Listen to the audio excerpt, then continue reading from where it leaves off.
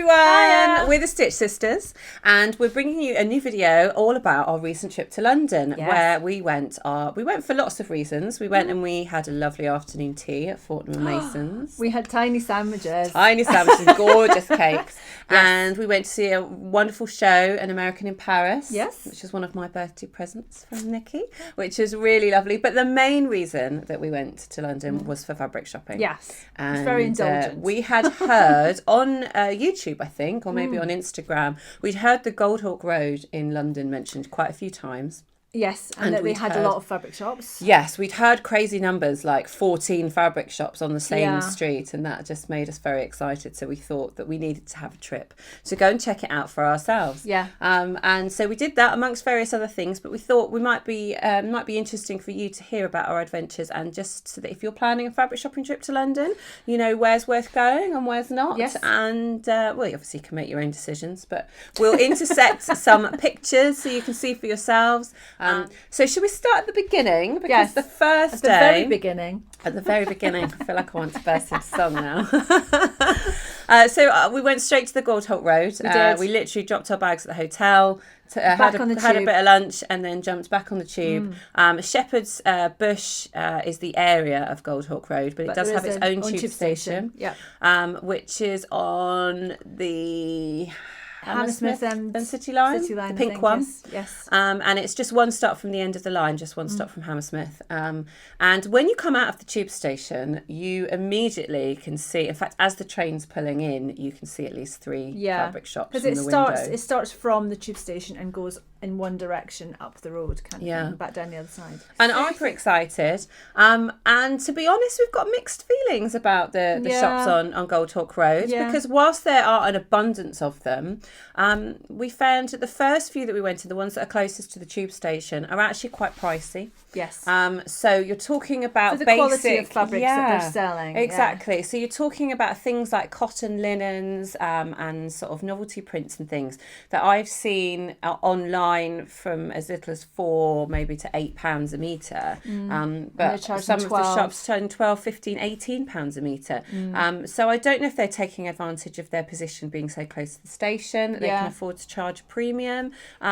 Personally, I would have thought with all the other shops around, with all the competition, that you would have thought it would keep the prices low. But that wasn't really our experience. There are bargains to be had, definitely. You can find fabrics from £2 a metre. And that's something that I had heard said a lot, and that made me very intrigued. But they were few and far between for the fabrics that we were looking for. Yeah, they were, and they're not the best quality. They look like they could be seconds, or at least that they've been knocking around for a while in the shop, and they're now. There were some beautiful shops, I have to say, but they were out of our price range. Yes. So they seem to specialise. A lot of the shops specialise in the most intricate, delicate laces, which have so much beading on and absolutely ridiculous amount of work involved in these. But you're talking about £50 to £100 a metre for those fabrics, quite rightly. And we also found a lot of silks as well. There was a couple of shops that sold some really lovely designer quality silks. And again, they were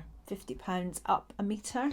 But again, if that's something that you're looking for, then I mean, I loved great. The silk shop. I really did. I thought that they had such beautiful ones, and I was looking at the selvages to see the designers, and I was seeing Tessuti and Galliano and things. I was thinking, but £50 a metre for some of them, especially the designer ones. My favourite shop, now I can't remember the name of it, so I'll have to put a little link underneath, was the one at the very end, just before we went for our first beer, which was a more modern shop.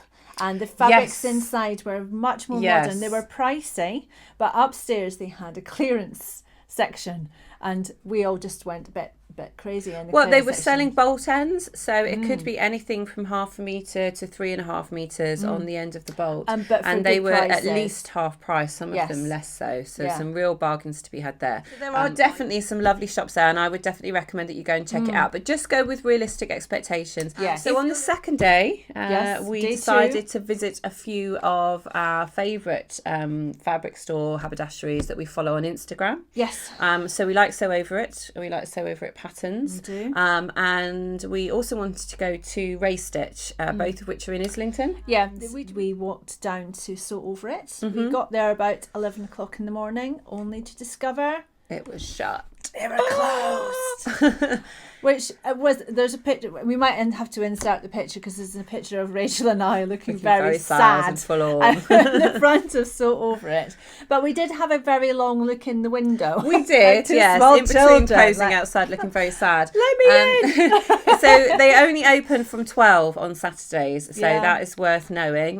Don't get there any earlier than that. And also it's worth knowing that it is actually a very small shop. It's not their flagship store. It's very small, and whilst it did look very pretty inside, it simply doesn't hold enough stock. There's not a very wide range of fabrics. But the great thing is Raystitch is definitely worth a visit. It was our favourite by far, for a couple of reasons. So first of all, it had all of those fabrics that we were talking about. It had your basics, but really, really good quality. Yes. So a whole range of denims and beautiful wools, linens, shishiko linens, so many beautiful cords Japanese fabrics. Well. I bought some cords. Yeah, needle cords, lots of jerseys, both designer and non-designer jerseys, but all really fantastic quality. Yeah, and very pricey, so be warned. But they are the kind of fabrics that you when you make something from that kind of quality of fabric, you know that it's going to be wonderful. But also it should wear very well because they are good quality. They should wash well. And so if it's something that you're likely to wear a lot of, which let's face it, for basic fabrics, it's probably going to be something that you're making as a wardrobe staple. So you are more likely to wear it frequently. And I think that they would definitely hold up to that. So you're talking about roughly between £14 and £25 a metre. Yeah. But you know, they are, I can't overstate how good the quality of the fabric is. And if you do want to have a little splurge on something that you know you're going to be happy with, and that is definitely the place to do it. Not only that, but they stock almost every pattern company ever. So they do all of the indie pattern companies. Yes. And they do Simplicity. They also do Simplicity and New Look and Burda and all of the big five as well. So not all of them, but it's obviously quite a hand-picked selection that they have. Yeah. The other thing that I absolutely loved, I think it's my favourite thing, was that they have all these samples made up. So they've picked certain patterns, mainly indie patterns, but there are some of the big five as well, and then they've made them up in one of their fabrics, and they're on clothes rails and they're labelled with these gorgeous chalkboards that tell you exactly what fabric it was made from, exactly how much fabric you would need, what size it was in. But it's the first time that I've seen that, and I absolutely love that concept, to be able to see the garment made up. I'm sure they sell lots of pattern and fabric combinations from that. Yeah, exactly. Because people go in and say, I want exactly that. You bought some denim, which was there was a skirt in a mannequin in the window. And both Rachel and our other friend Deb, who came with us, bought the same denim and Rachel I didn't buy the pattern because I already had it, but I'd never thought about making it out of denim, and as soon as I saw that, I was sold. And I bought my Japanese shishiko. No, it wasn't shishiko. It was like a waffle. It was like a waffle silk, almost like, but beautiful. Just beautiful. Absolutely just beautiful. in a sort of inky navy colour, and that was made up into a little sort of wrap shirt sleeve. It was a named clothing pattern, a kimono. I looked at it and I'd already got fabric cut. It was the sointu kimono. And I walked away from it, and then I went back and got it, didn't I? Because you knew you would be able to sleep. Well, I think it would have haunted me if I hadn't bought it, because I've never seen anything like it, and I don't think I would ever see anything like it again. So I had to buy it. Yeah. But yes, it was Islington. That was Islington. We then made our way over to the West End. Yes. Not realising it was Pride. It was like we were just trying to get some fabric, and there's thousands of people everywhere. And but for me, that made it more fun. I absolutely loved it. I mean, I love the fact that you're heading towards John Lewis and you're passing a man on stilts, another man who's got a rainbow wig, and he's got an inflatable cow under his arm, and then you see it's just so many different beautiful people. But we did finally make it to John Lewis. We did. And we fought through the crowds because we'd heard there was a fabric sale on in John Lewis, and we thought that it was definitely worth a look. But the fabrics that they had we were quite disappointed, weren't Well, we? it was quite a small stock, so even though the actual sort of square footage of the area is a lot bigger than our local John Lewis at Cribs Causeway they cram in it in Bristol, at Cribs Causeway. it's probably the same amount of stock or very similar. It's just spread out a lot not more. So it's a nice shopping experience because you don't feel hemmed in and you've got lots of space to have a look around. But very few actual bolts of fabric to choose from. And the ones that were in the sale, there was literally one shelf. So yeah, and there was quite a lot of Christmas fabrics on that shelf as well, it was a wasn't bit it? early. So then we headed to Liberty, but we've done a completely separate video for you on that. And because we are lovely people, we've done a proper fly on the wall experience for you. So we filmed every shelf, every nook and cranny of Liberty's fabric and haberdashery department. Close-ups and everything. So we'll put a link to that video below, and you can go and have a look around that if you've never been. It's definitely worth a watch. We love it. Yes, absolutely.